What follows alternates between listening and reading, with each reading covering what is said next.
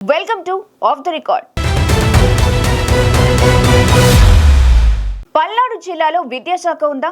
అధికారులు అసలు పనిచేస్తున్నారా? ప్రభుత్వం ఎంతో ప్రతిష్టాత్మకంగా భావిస్తున్న పరీక్షల నిర్వహణ అస్తవ్యస్తంగా మారుతుంటే వారు ఎక్కడికి వెళ్లిపోయారు? నిద్రపోయారా లేక నిద్ర నటిస్తున్నారా తెలియని పరిస్థితి నెలకొంది. పల్నాడులో విద్యాశాఖ అధికారులపై ఇంత తీవ్ర విమర్శలు రావడానికి తాజాగా చోటు చేసుకున్న కొన్ని ఘటనలు నిదర్శనంగా ఉన్నాయి.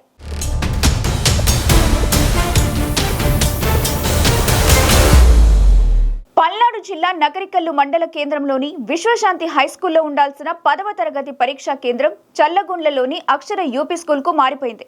ఇది విద్యాశాఖ అధికారుల నిర్లక్ష్యానికి మచ్చుతునకగా నిలిచింది. ఎందరో విద్యార్థుల భవితవ్యాన్ని నిర్ణయించే 10వ తరగతి పరీక్షల నిర్వహణ ఇంత లోబాయభూష్టంగా ఉంటే ఇక విద్యాశాఖలో మరెన్ని లొసుగులున్నాయోనని స్థానికంగా పెద్ద ఎత్తున చర్చ జరుగుతుంది.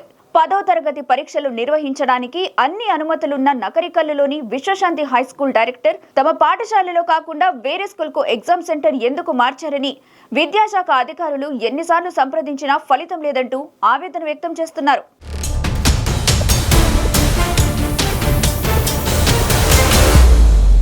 నిబంధనలు మీరి ఒక చోటికి బదులు వేరొక చోటికి ఎగ్జామ్ సెంటర్ మార్చడంపై అనుమానాలు వ్యక్తమవుతున్నాయి. ఈ వ్యవహారంలో విద్యాశాఖ అధికారులకు భారీ మొత్తంలో ముడుపులంది ఉంటాయని, అందుకే ఇంత పెద్ద తప్పు జరిగినా కింది స్థాయి అధికారులు మొదలు జిల్లా అధికారులు కూడా మౌనం వహిస్తున్నారని ఆరోపణలొచ్చాయి. ఇంత పెద్ద తప్పిదం ఎలా జరిగిందని పల్నాడు జిల్లా విద్యాశాఖాధికారిని చంద్రకళను వివరణ అడిగేందుకు ప్రయత్నించిన మీడియా ప్రతినిధులపై ఆమె రుసరుసలాడటం కొసమెరుపు.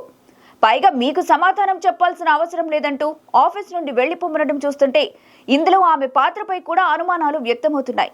విద్యాశాఖ రీజనల్ జాయింట్ డైరెక్టర్ లింగారెడ్డి సైతం ఈ వ్యవహారంపై నోరు మెదపకపోవడం, ఎన్నిసార్లు ఫోన్లో సంప్రదించడానికి ప్రయత్నించినా స్పందించకపోవడంపై విశ్వశాంతి హైస్కూల్ యాజమాన్యం ఆవేదన వ్యక్తం చేస్తున్నారు.